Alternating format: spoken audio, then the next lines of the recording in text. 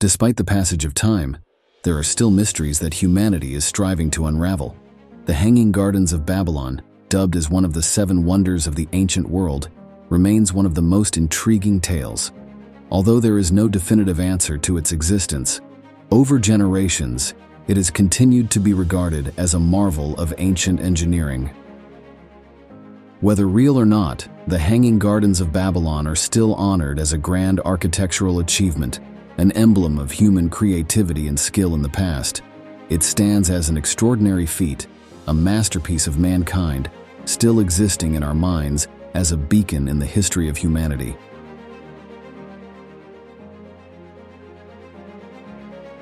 According to legend, the Hanging Gardens of Babylon were situated adjacent to a grand palace, known as the Wonder of the World, built by King Nebuchadnezzar II of Babylon during the Neo-Babylonian period, 605–562 BCE.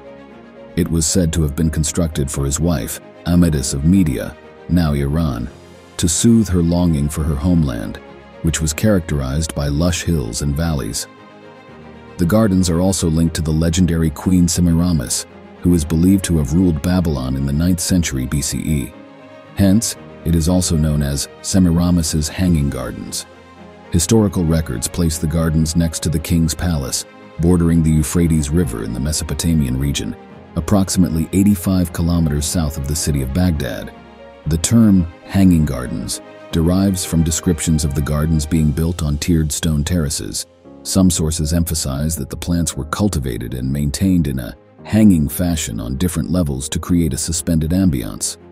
According to archaeologists, water was transported from the river to the gardens through a system of continuously rotating chains of buckets, operated by a large workforce on a daily basis to irrigate and tend to the vegetation, ensuring the perpetual lushness of the Hanging Gardens.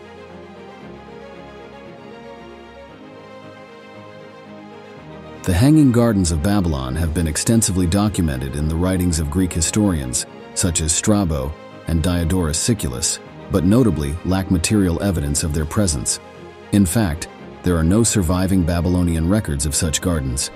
To explain this discrepancy, 3 hypotheses have been proposed. Firstly, some researchers argue that the gardens were merely a legend, and the descriptions mentioned in the writings of ancient Greek and Roman authors are idealized depictions of an Eastern garden. Secondly, there is a hypothesis suggesting that the Hanging Gardens did indeed exist in Babylon but were completely destroyed around the 1st century BCE.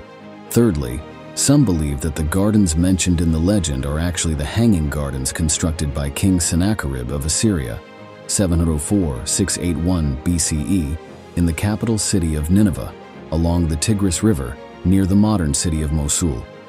These hypotheses continue to be debated and researched in order to ascertain the accurate existence and nature of the Hanging Gardens of Babylon.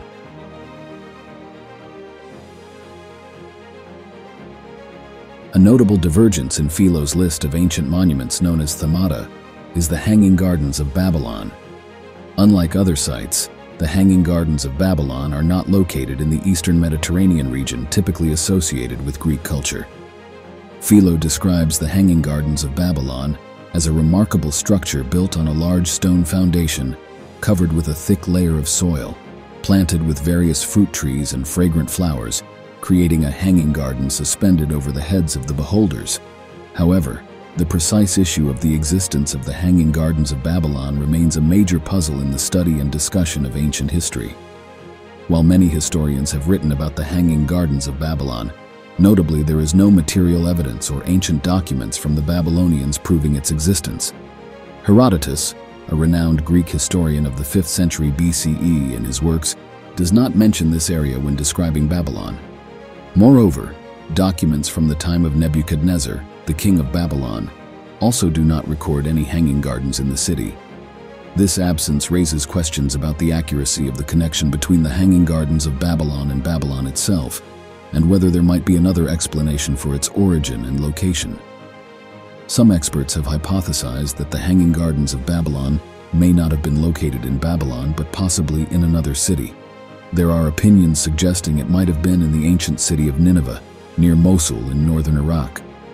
This opens up a new avenue in research, seeking evidence and information to verify or refute this hypothesis. Part of this argument stems from considering the descriptions of ancient relics in ancient documents. Some of the confusion may arise from conflating Babylon with Nineveh, two major cities in the ancient Mesopotamian region. Greek texts often blur the lines between these two kingdoms, and this misunderstanding may have led to confusion about the Hanging Gardens of Babylon. Recently, Dr. Stephanie Daly, an archaeologist at the University of Oxford, proposed an intriguing hypothesis about the location of the Hanging Gardens of Babylon. Based on meticulous research of ancient documents and clues in museums, Daly suggests that the Hanging Gardens of Babylon could have been in Nineveh rather than Babylon. She argues that confusion between the two cities and inaccurate differentiation between them may have led to misunderstandings about the location of the Hanging Gardens of Babylon. Part of Daly's argument is based on the discovery of some new evidence. In the records of Sennacherib, the king of Assyria, from the time of his grandson Ashurbanipal, there is a description of orchards with a slope created to mimic the Amanus mountain range. Water was brought up through pipe systems and water channels, a description remarkably similar to what is described about the Hanging Gardens of Babylon. This opens up a new possibility that the Hanging Gardens of Babylon may have actually been a creation of Sennacherib, not Nebuchadnezzar of Babylon.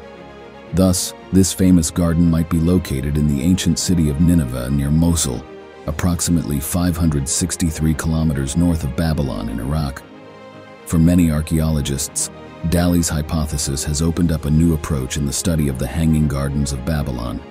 If this hypothesis is correct, it will solve a major mystery in classical studies and shed light on the origin and location of one of the greatest legacies of ancient civilization.